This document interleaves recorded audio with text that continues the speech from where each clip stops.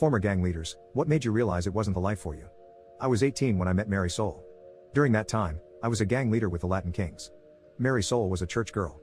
My grandmother dragged me to Sunday Mass, and when I saw her, to me, it was love at first sight. I asked my cousin, who was a friend of hers, if he could introduce us, but he refused. He didn't want me to mess with her. He didn't want me to ruin her. I had never met someone that I wanted to make myself better to be with. That was her. When I found out that she was going to church almost every day, I hung out by the steps, talking to her. I always walked her to and from church. She made me feel like there was more to the Latin Kings. One thing led to another, and we ended up going on a date. I felt great. For a year, I pushed myself away from the gang life, got my GED, became a regular churchgoer, and was thinking about the future when I got unintentionally pulled back in. I was at a store and ran into someone that I used to have problems with. They were running their mouths and I tried to ignore it, I swear I did. I just let them talk and I walked away, but then I got stabbed in the shoulder blade. The pain hadn't hit yet, and I lost my mind. I beat the hell out of them. I got arrested, and suddenly, it was like the crap I did to make my life better vanished. Mary Soul was pissed at me, my grandmother kept bringing up my past mistakes, and my cousin was telling me that he knew that I wasn't going to change. My public defender saw me trying to better myself and by the grace of God, got me off after a month in lockup. Despite being angry with me, Mary Soul did visit me almost daily. A month after I got out, I found out I was going to be a father and I didn't want my kid to have a dad that was dead or in jail. We eloped, I went to a trade school to become a mechanic, and I busted my butt for my future family.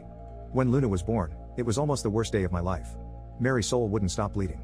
She went into shock and they had to give her a double hysterectomy. She was in the hospital for months and Luna became my world. I wanted her life to be the best. I wanted to give her the world. When Mary Soul was released, I promised her that our daughter will have a life far better than ours, and for years I kept that promise. I saved enough money to move us to the suburbs, became homeowners. I was a Girl Scout leader, if you could believe that. I made sure Luna went to private school, made sure she knew how to defend herself, and always made sure I was the perfect husband. I didn't know my parents. Didn't have a positive male role model in my life, so I didn't know what a healthy relationship looked like. That's a lie. TV dads were my male role models and I mimicked them and the marriage they had on TV. As the years went by, I owned my own garage, my cousin became a pastor. But still, my grandmother was still a pain in my ass. My relationship with my wife was stronger than ever. I made sure I kept my prison body. Luna hated me. She didn't want me to hug her. She rolled her eyes every time I told her I loved her. Ignored me when I asked her about her day in school. It hurt me far beyond words. For 2 years, it was like that. So for her quinceañera, I wanted to go all out.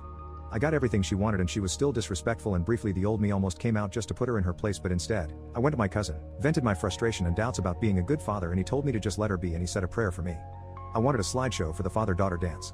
I got a chunk of the pictures of us together, but I realized something. I didn't have any recent pictures of us. She didn't want to take any. The last time I had pictures of her and I smiling with me was on her 13th birthday, and those were on my daughter's broken tablet. I took that tablet, went to a repair shop and asked for it to be fixed. I didn't care about the cost. I needed that tablet fixed. After a day and $300, the